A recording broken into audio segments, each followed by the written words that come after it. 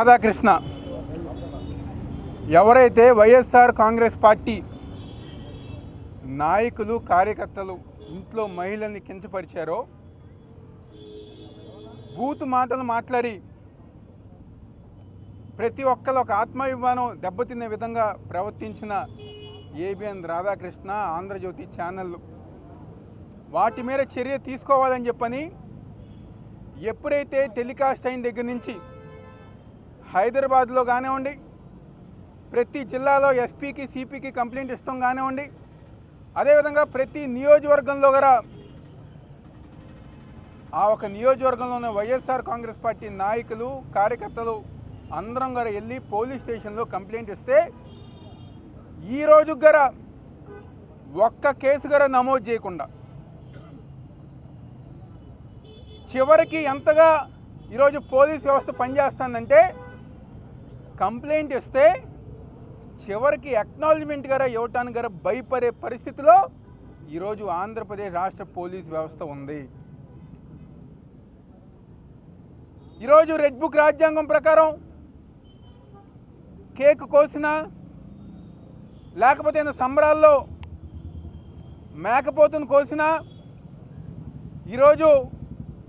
దిగజారిపోయి ఎవరైతే వైఎస్ఆర్ కాంగ్రెస్ పార్టీ నాయకుల్ని కార్యకర్తల్ని రోడ్డు మీద నడిపించిన ఈ పోలీస్ వ్యవస్థ, లేకపోతే తప్పుడు కేసులు తప్పుడు అరెస్టులతో వైఎస్ఆర్ కాంగ్రెస్ పార్టీ నాయకుల్ని కార్యకర్తల్ని ఇబ్బంది పెట్టిన ఈ పోలీస్ వ్యవస్థ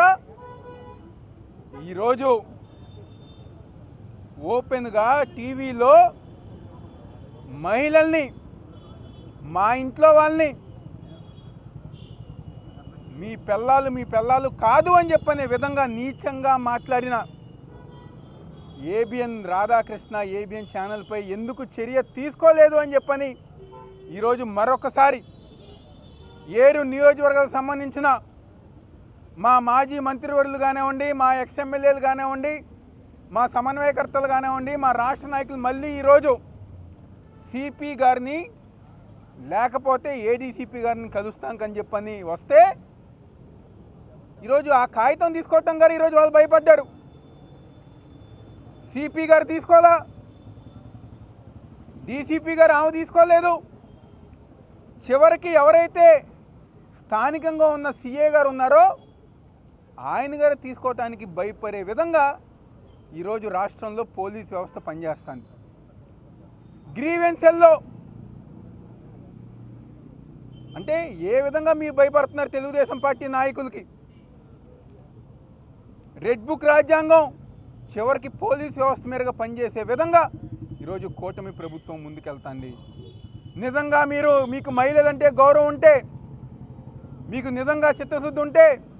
చంద్రబాబు నాయుడు కానివ్వండి, పవన్ కళ్యాణ్ కానివ్వండి, లోకేష్ కానివ్వండి, మీరు బహిరంగంగా వచ్చి, ఎందుకంటే మీరు క్షమాపణ చెప్పాలి, ఏబిఎన్ రాధాకృష్ణతో గారు క్షమాపణ చెప్పియాలి.